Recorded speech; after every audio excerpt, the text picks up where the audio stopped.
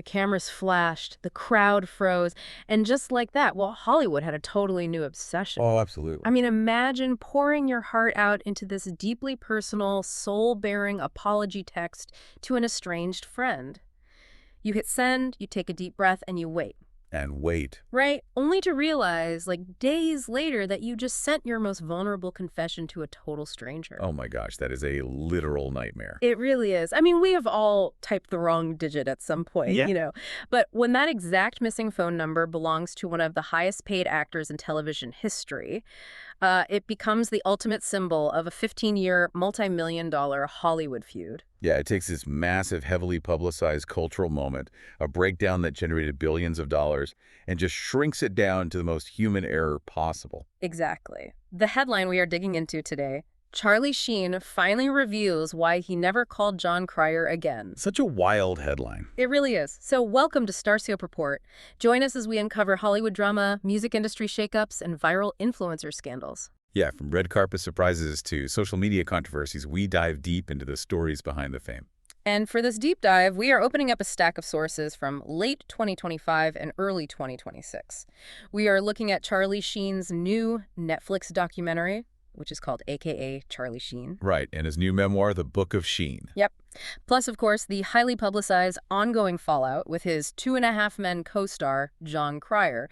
So if you have ever had to cover for a highly paid, completely erratic boss just to keep your own job secure, you know exactly the kind of toxic dynamic we are unpacking today. Oh, 100%. Yeah. The headlines always love the wild quotes, right?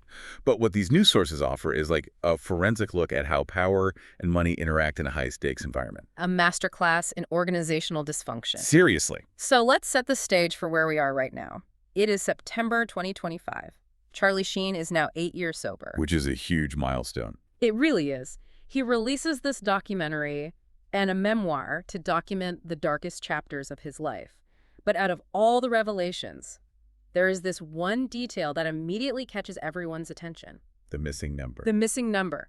So let's unpack this. Sheen admitted there was exactly one pivotal person he did not call personally to participate in this retrospective. Right, he didn't reach out to Jon Cryer.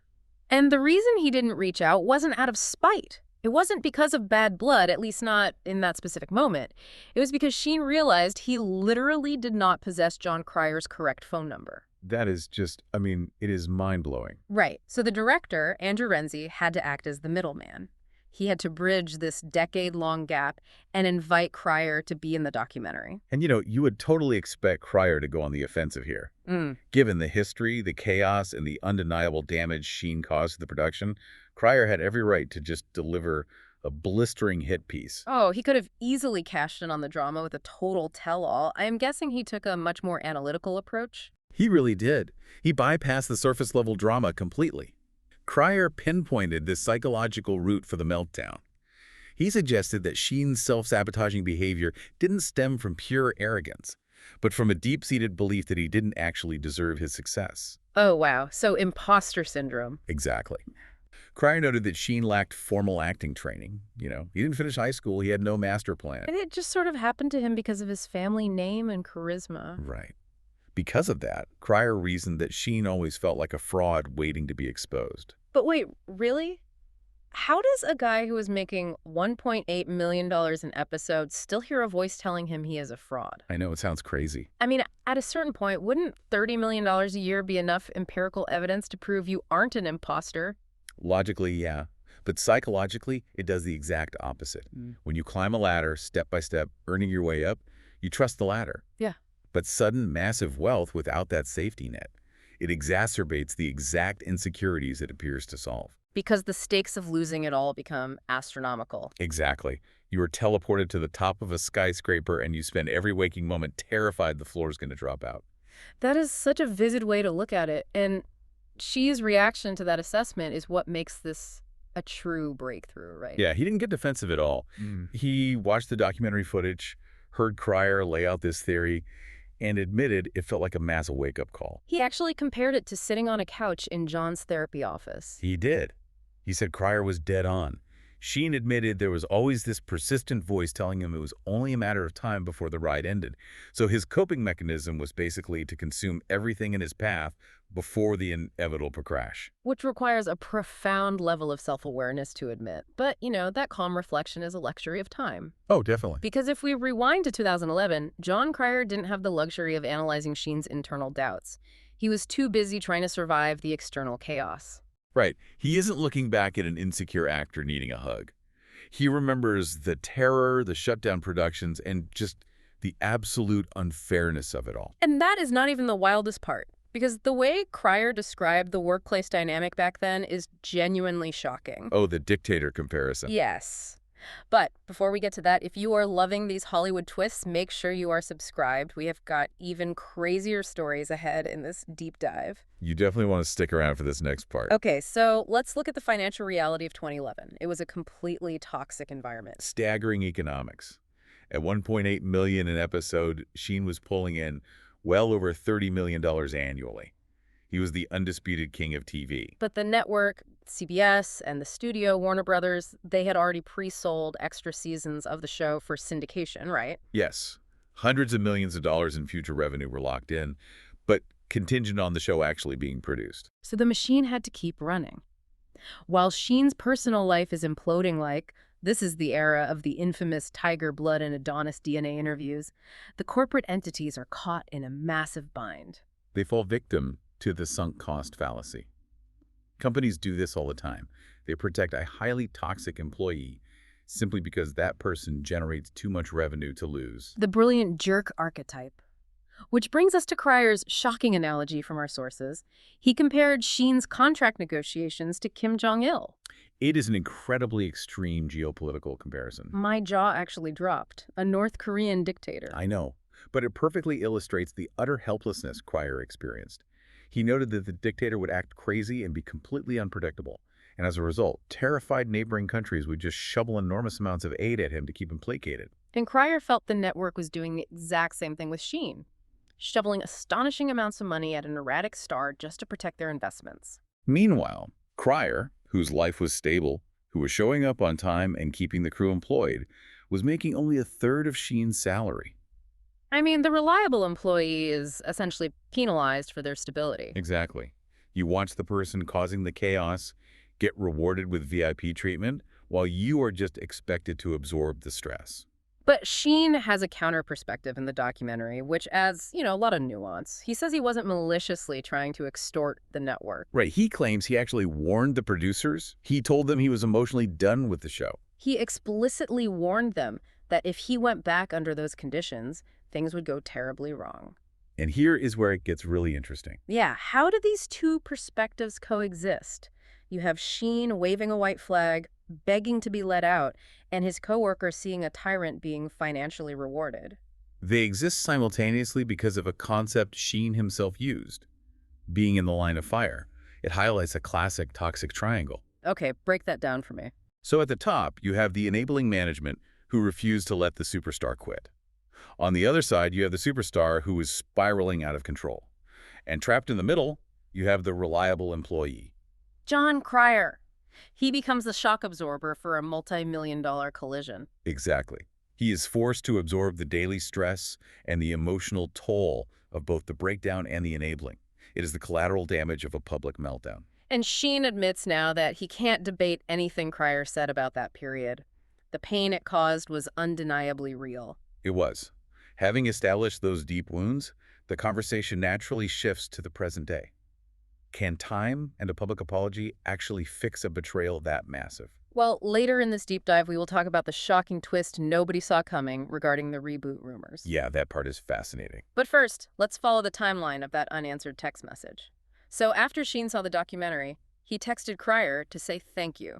He apologized that they didn't connect personally and ended the message with, quote, "I hope to see you around campus." Super casual, friendly, but the twist.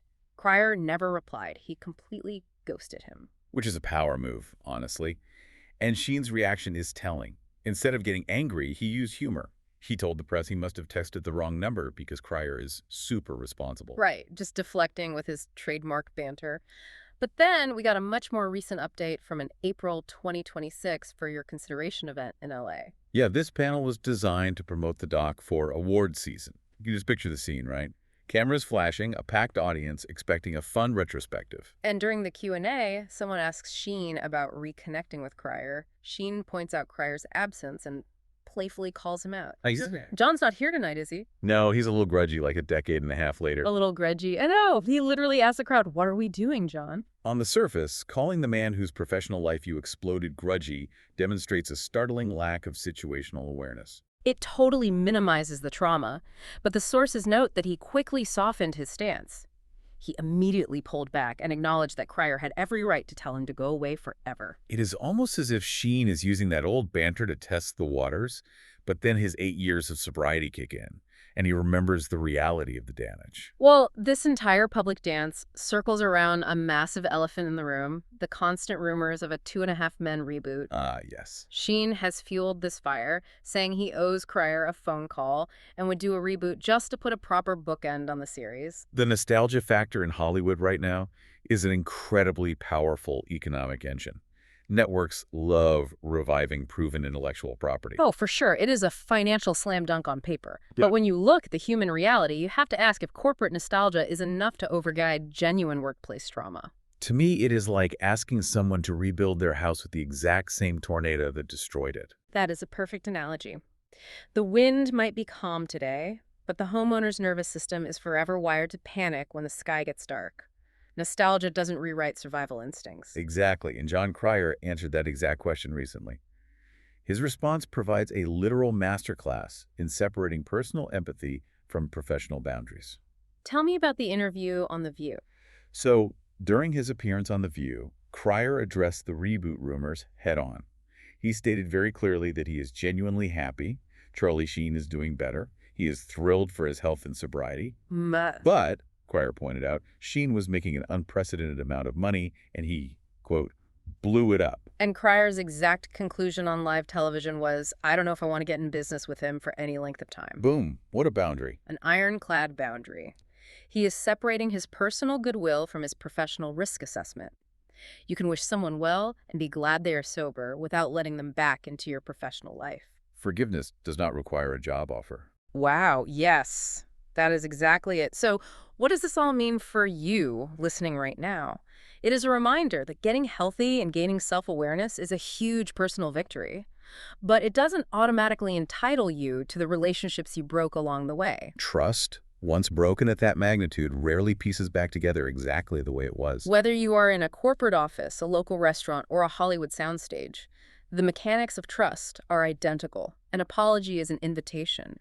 It is not a mandate for the other person to return to the way things were. It forces a really difficult question.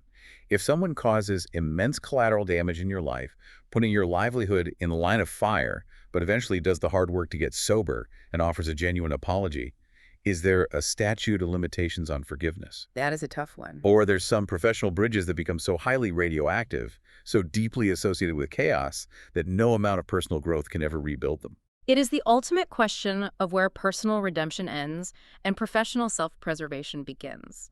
It really makes you think twice about the texts you send, the numbers you lose, and the professional bridges you cross. You're doing. Well, you have been listening to Starscope Report, where we uncover the stories shaping Hollywood, music, and pop culture. Thanks for tuning in. And don't forget to subscribe for more stories that keep the stars shining. Catch you next time.